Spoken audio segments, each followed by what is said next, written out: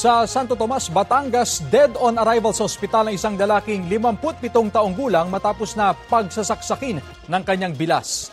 Batay sa investigasyon ng pulisya, magpapakain lang sana ng kanyang alagang aso ang biktima ng bigla siyang saksakin ng sospek gamit ang kutsilyo. Nagtamo ang biktima ng saksak sa kanyang o sa kanang bahagi ng kanyang katawan. Naharap sa reklamong homicide ang sospek na isinuko ng kanyang mga kaanak. Kwento ng mga kaanak sa pulisya, wala naman daw alitan ng dalawa. Pero natatakot sila na baka makapanakit pa ng iba ang sospek. Sinisikap ng GMA Regional TV na makuhanan ng pahayag ang pamilya ng dalawang kampo. Kapuso, alamin ang maiinit na balita. Bisitahin at mag-subscribe sa GMA Integrated News sa YouTube. Sa mga kapuso abroad, samahan nyo kami sa GMA Pinoy TV at sa www.gmanews.tv.